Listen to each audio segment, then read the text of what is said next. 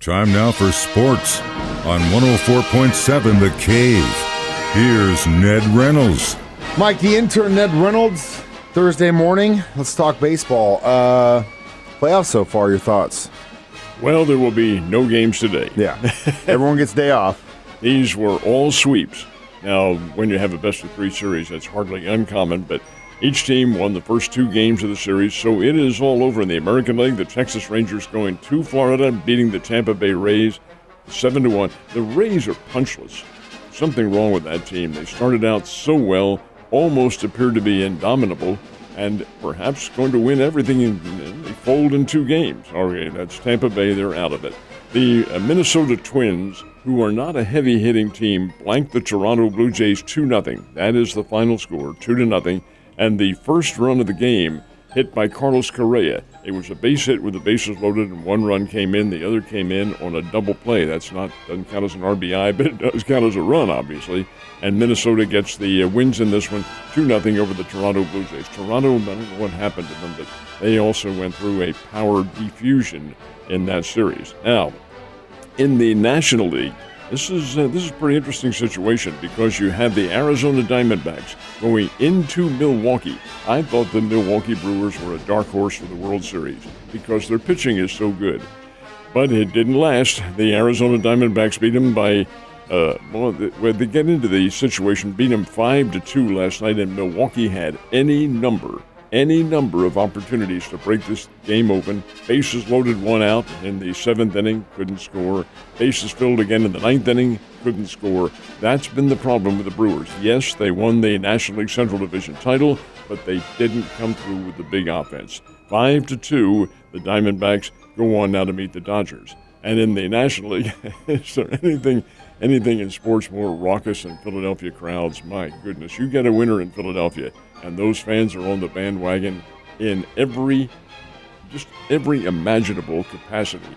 And they were there last night, full house, over 45,000 at Citizens Bank Park. Philadelphia beating Miami 7-1.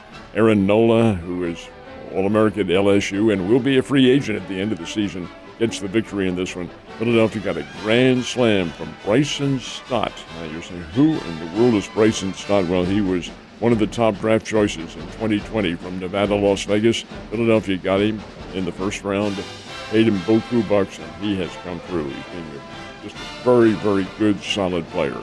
So we have all sweeps in the playoffs. No baseball today, no baseball tomorrow, but then the divisional best-of-5 series begins on Saturday. Man, a lot of fun, but you kind of feel for those Milwaukee fans, man. They've just been through it, and you know, it's kind of like I said in regards to the Super Bowl last year with the Eagles. The AFC in football is just battle-tested. Milwaukee, not so battle-tested in that division. Not in the Central Division, no. It was arguably the weakest division in all of baseball. And to think about this, the Cardinals finish in last place in the weakest division. Oh, my. So last weekend, my K-State Wildcats had the weekend off, and tomorrow night I actually get to watch them play against Oklahoma State in Oklahoma State against the Cowboys. That should be a nice game. Boone Pickens Stadium is where they're playing on the campus of Oklahoma State. It's been totally refurbished, as has the IBA Arena in basketball. Mr. Pickens' money did quite a bit for Oklahoma State. Yeah. That's his alma mater. The fact is that Kansas State goes down there and plays Oklahoma State, and the K-State Wildcats, who are a big favorite in this game, 11 points on Oklahoma State's home turf, unheard of. But the Cowboys aren't very good. They appear to be in a rebuilding stage, lost to South Alabama this year in Stillwater. South Alabama's not bad, but they went in there, beat Oklahoma State, a Big 12 team? No, beat them 33-7. That tells you that Oklahoma State's having trouble getting their offense started. So K-State, very big game. There are a number of others, mostly on Saturday, if not all on Saturday. They used to call it the Red River Shootout. Now they call it the Red River Rivalry.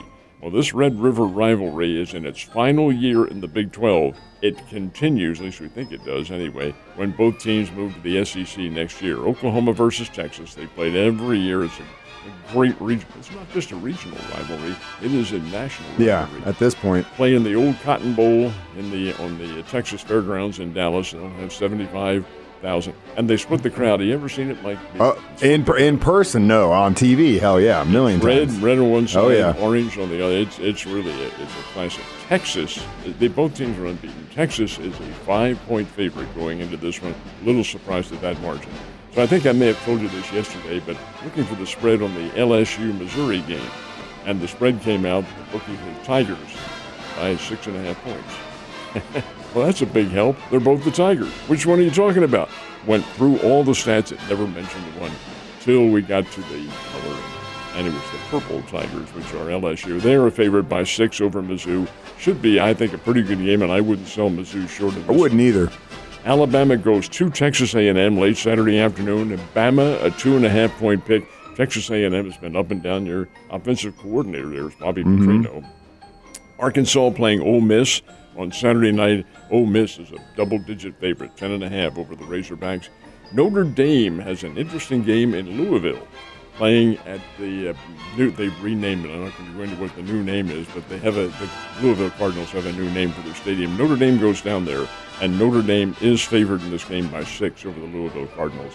And then the one that a lot of folks are looking at, it doesn't have really national implications to it, but Coach Prime takes his team on the road to Phoenix to play Arizona State. Arizona State's in Tempe, which is a little, it's not a suburb, but it's part of the overall metropolitan area in Phoenix. And they'll play at Sun Devil Stadium. Okay, Colorado's going to win this one, folks. The Golden Buffs, 4.5-point picks over Arizona State. Arizona State Sun Devils aren't very good, and I think that Colorado's getting a whole lot better. That's among the many games. There are many of them all across the country. It should be just a great Saturday. Yeah, and you notice that have been a lot more Coach Prime interviews on primetime TV recently, which is kind of funny. Losing also, 2 in a row. Oh my God. Well, also I want to go back to the Mizzou LSU game. Mizzou. I'm not going to sit here and talk a bunch of trash on the Tigers, but they've had a hell of a season, and it's tough to beat those guys at home. And LSU, after that, I know they're angry. I know they got beat by Ole Miss, and it was what that game was the week before, but man, after watching K-State go in there and get beat by a field goal, it's tough to beat those guys, but K-State's not LSU. A field goal followed by, or I should say preceded by, a 5-yard penalty. A 61-yard field goal beat them. Okay, there's a measure of luck involved in that one, but hey, the kid booted it through. They kept it there. You talk about Kansas State being they're a very good team. Anything can happen in a rivalry like that. I mean, these teams have been playing. They're not in the same conference now, but they've been playing now for decades and decades, K-State and Mizzou. So really that rivalry came back into play in a sense.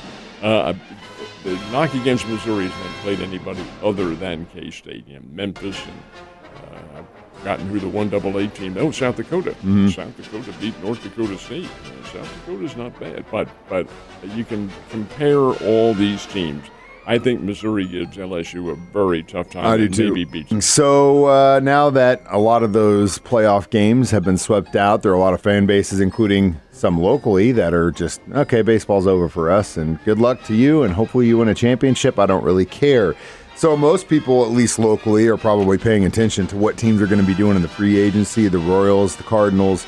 When can that start? After the World Series. Immediately after the World Series, free agency goes into effect, and then the wheeling and dealing can be done. And if you can take any hint from this, the Cardinals have already said there is nobody now that's qualified, of course, but nobody untouchable on their team. If that's the case, I'm going after Jordan Walker right now, and I want him on my club.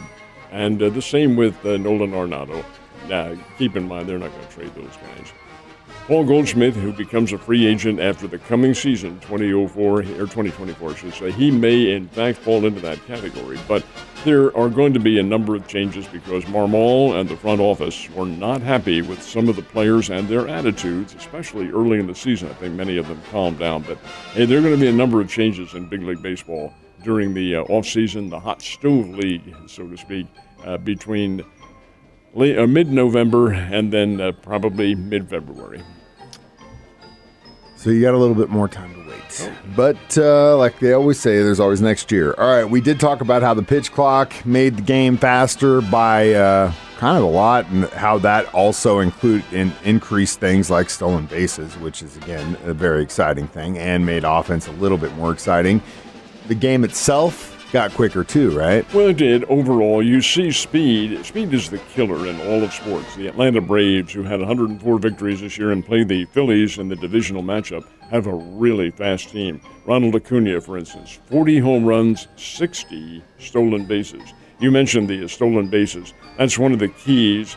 Over 1,000 more stolen bases, 3,503 stolen bases. That's not the record, but it represents a 1,000 stolen base increase over last year.